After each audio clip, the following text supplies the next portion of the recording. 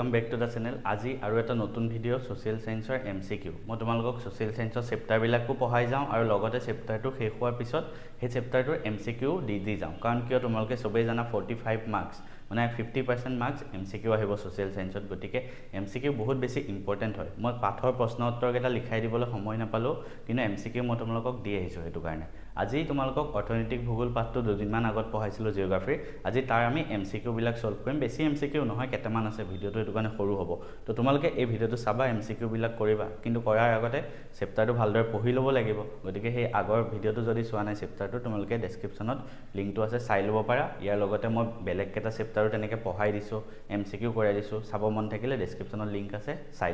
গতিকে আমি এটাকে এটা কোৱেশ্চন বিলাক চাই যাম প্ৰথম প্ৰশ্নটো আছে যে আধুনিক অৰ্থনৈতিক ভূগোলৰ পিতৃস্বৰূপ ব্যক্তিজন কোন হয় সো আধুনিক অৰ্থনৈতিক ভূগোলৰ পিতৃস্বৰূপ ব্যক্তিজন মই তোমালোকক ক্লাছতো কৈছিলো কোন হয়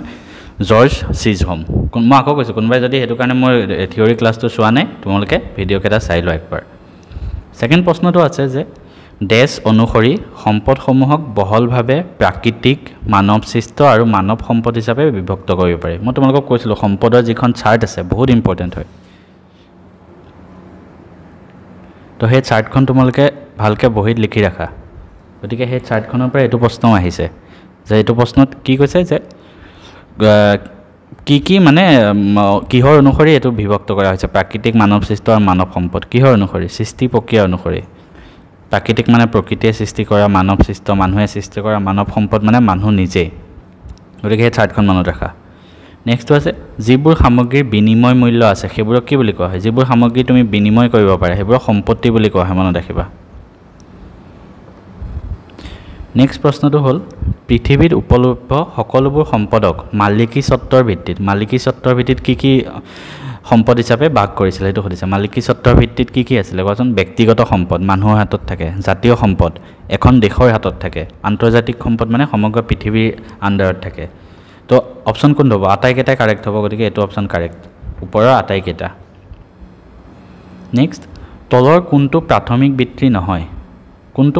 বৃত্তি নহয় বুলি সুধিছে ঠিক আছে প্ৰাথমিক বৃত্তি মানে মানুহে ডাইৰেক্ট প্ৰকৃতিৰ পৰা আহৰণ কৰিছিল হেতু হ'ল প্ৰাথমিক বৃত্তি এই বৃত্তি কেটা বিষয়ে বহুত আহিব এমসিকিউ গতিকে চাৰিটা বৃত্তি মনত ৰাখিবা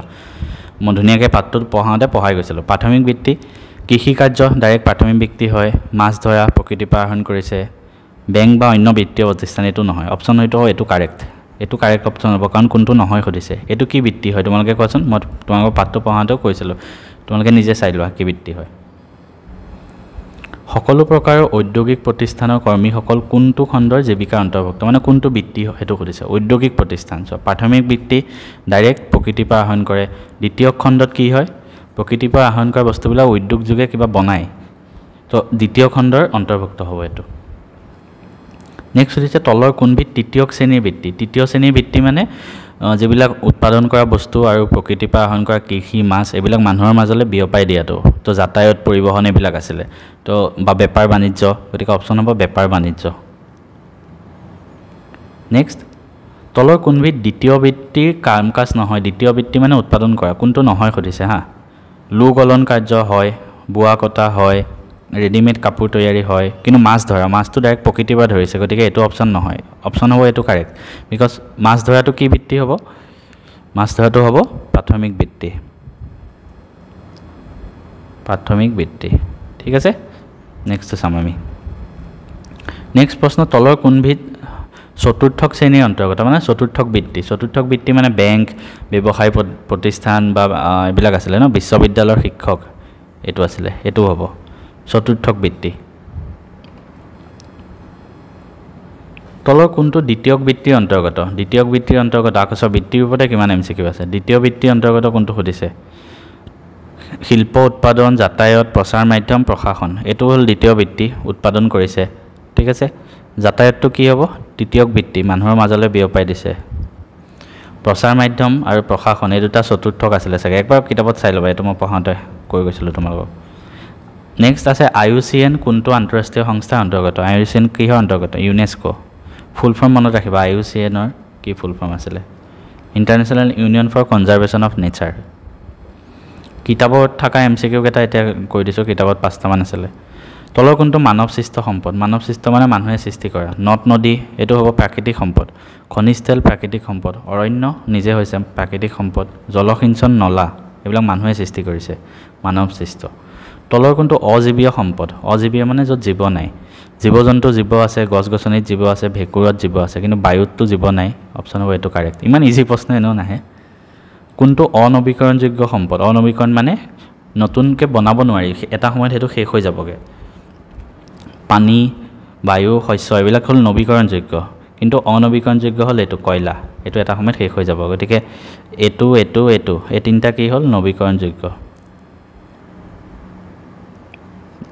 ঠিক আছে